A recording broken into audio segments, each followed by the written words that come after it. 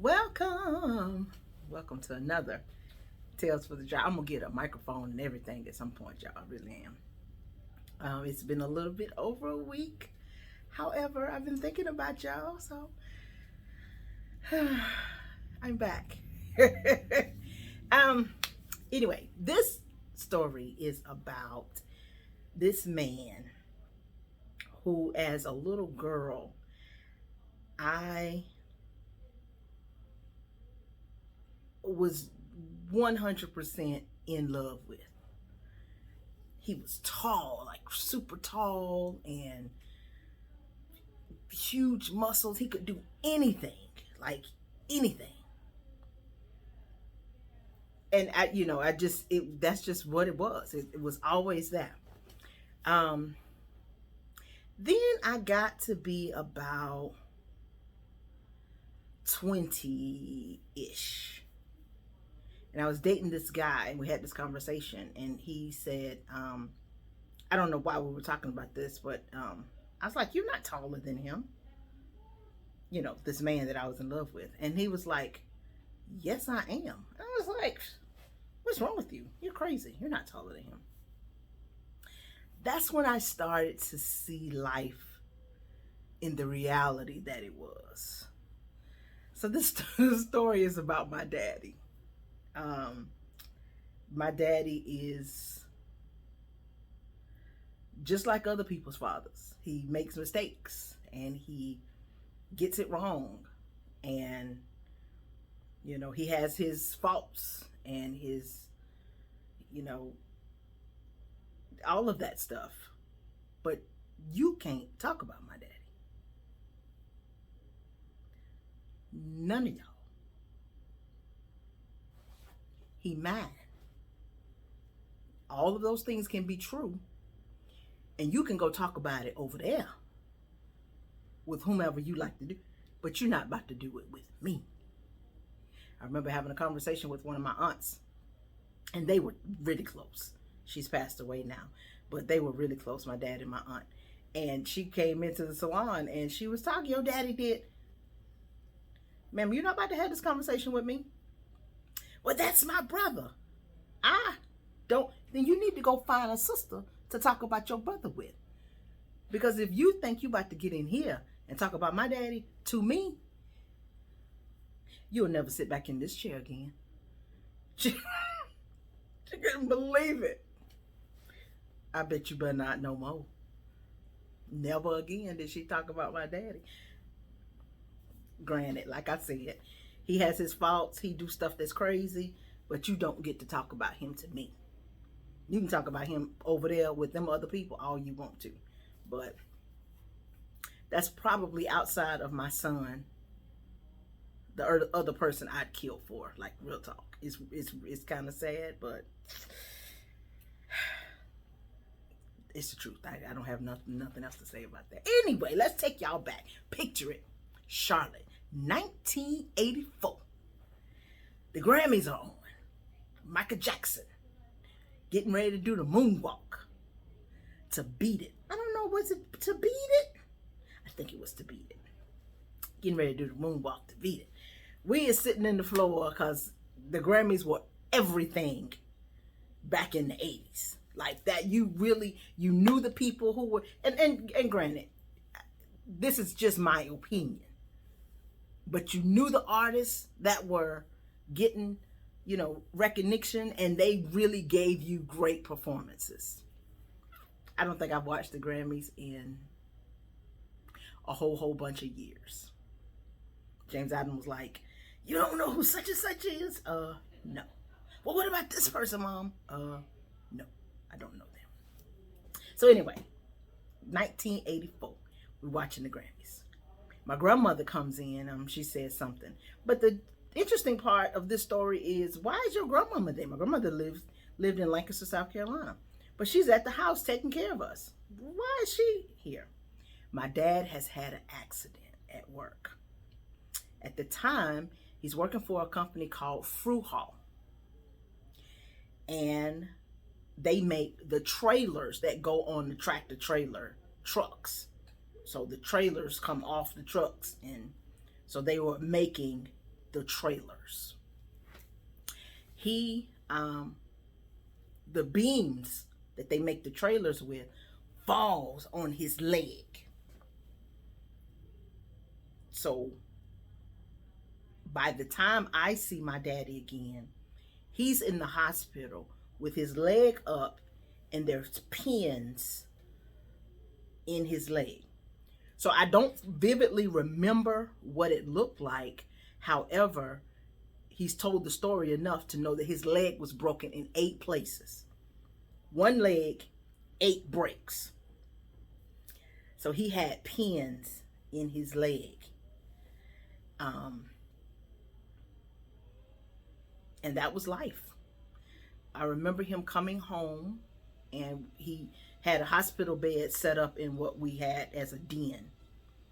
And that leg was still suspended up in the air, and it was chained up to something to keep it elevated up, and those pins. And I just, you all, for the life of me, you know, life just moves on. I remember very vividly him being in that room with his legs up. And then I remember him walking, like just from one to the next. Now, I'm sure there was months and months and months of stuff that happened in between, but I don't remember any of that part. The reason that I'm telling this story is because they told him that he would never walk again. You got 8 breaks. He had pins in his legs for, you know, all this extended period of time. And yeah, you're never going to walk again. Not only does he walk, but he runs and he moves very swiftly. And unless you knew, you'd never know.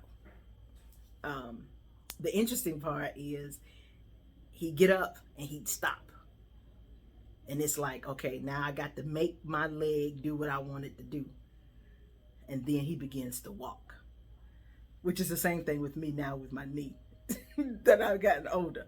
I'll stand up, be ready to go. My body be like, give us a second.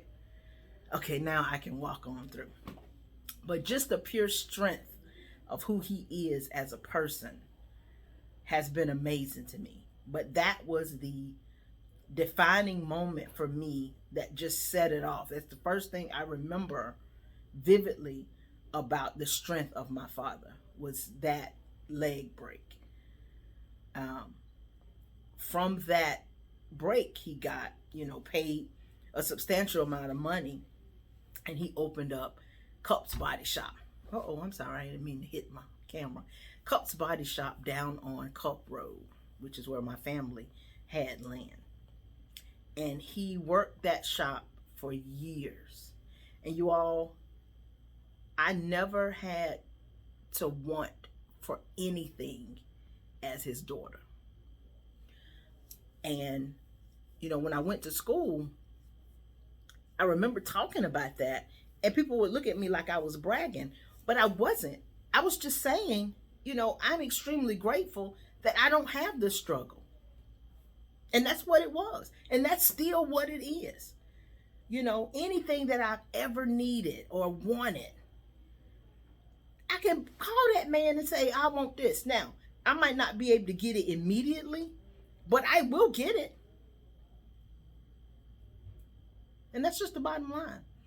And I think that that is the strength. I saw this post on a reel or something on one of the social media platforms. And it says that the firstborn daughter is the very reflection of her father. And the strength that I have to endure and to make stuff happen is 100% comes from him. 100%. I have so much of his personality that is scary a lot of the times. If you take all this hair, take this makeup off, you'll really see this nose is Adam Cup nose all day. I have this picture of myself in the military ball years ago, and I keep looking at it sometimes, and I'd be like, whew, that's really scary. I look just like him, on that picture. But yeah, he broke his leg. He walks, he runs around with his grandchild. my son, and they run up and down the steps like nothing's happening, and you would never know what happened. So that is just wanted to share that story with you all about strength and endurance. And when people say you can't, they're the only ones that saying that you can't. Because if you say that you can, then you absolutely can, and you will. I don't have anything. You know, I broke my ankle in 2 places, and I was staying with my aunt, and it was down on Cope Road. So he let me stay there for 3 days because she spoiled me right. You know, she would cook, and I didn't have to get up. I mean, do hardly nothing. He let that happen for 3 days. He came in that house. He said, it's time to get up now. And I was like, but I'm just resting. My leg is broken. He was like, you're going to be fine. Get up. Get off these meds. He wouldn't let me take no more. I think they had like... So I was with my aunt, and he came into the house, and he said, get up. And I was like, get up. He was like, yeah, you're done. You're done with this laying around. I was like, but my ankle is broken. He said, no, get off this. I think they had me on like Vicodin. And she made sure I had my Vicodin before whatever time period. You know, if you take every 3 to 4 hours, 3 hours, you know, maybe 2 hours and 50 minutes. She was making sure that I had. He's like, yeah, you're done taking that too. Get up and walk around. Learn how to use these crutches. Let's go. You can do it. I got up, started walking around. I had broken my ankle in the summertime, so I went back to school, you know, on crutches. But he was real serious about get up and move. And, you know, I don't know who needs to hear that, but, you know, your strength is going to come from inside. Get up and move. Get up and make whatever decisions need to be made. But get up. Talking and, you know, looking, thinking, even praying. None of those things are going to make it happen until you actually get up and do what it is that you're supposed to do. So maybe that's what it was for today. Get up and move. Get up and do something. Take action. Literally pick your body up and go. Whatever that is. We either pick up your body and go to the phone and make the phone calls. Pick your body up and go to wherever that person is that you need to talk to. But get up and move. And that's what you'll have. The strength is already there. Whatever it is that you're thinking in your mind can be, you know, manifest when you get up and go. You know, there's a lot of talk, you know, about manifesting in your mind, speaking it, and I'm 100% into all of that. But I can speak all day sitting on my tail. Nothing's going to happen. So pick it up and make it right. Anyway, listen, check it out. My wonderful, you know, I ain't got but a few, but they mine. Subscribers, you know, are like, you know, make sure you tell people to comment and subscribe and like the video and all of that. So please do that. If you have had any enjoyment of any of these videos that I put out, you know, share them to your friends, you know, tell them, you know, this is just a little pick me up to get you going and keep you motivated, all of that kind of stuff. So share, comment, rate, subscribe. Yeah, them all the words. And I will see you all in the next one. Bye.